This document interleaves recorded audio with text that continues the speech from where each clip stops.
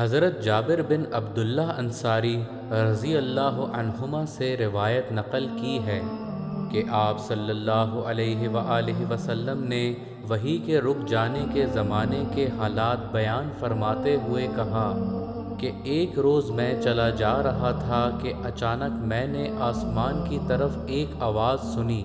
اور میں نے اپنا سر آسمان کی طرف اٹھایا، کیا دیکھتا ہوں کہ وہی فرشتہ جو میرے پاس غار حرا میں آیا تھا وہ آسمان و زمین کے بیچ میں ایک کرسی پر بیٹھا ہوا ہے۔ میں اس سے ڈر گیا اور گھر آنے پر میں نے پھر کمبل اوڑھنے کی خواہش ظاہر کی۔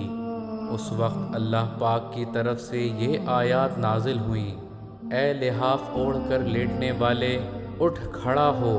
اور لوگوں کو عذاب الہی سے ڈرا اور اپنے رب کی بڑائی بیان کر، اور اپنے کپڑوں کو پاک صاف رکھ اور گندگی سے دور رہ۔ اس کے بعد وہی تیزی کے ساتھ پے در پے آنے لگی۔ اس حدیث کو یحییٰ بن بکیر کے علاوہ لیث بن سعد سے عبداللہ بن یوسف اور ابو صالح نے بھی روایت کیا ہے، اور عقیل کے علاوہ زہری سے ہلال بن رواد نے بھی روایت کیا ہے۔ یونس اور معمر نے اپنی روایت میں لفظ فوادہ کی جگہ بوادرہ نقل کیا ہے۔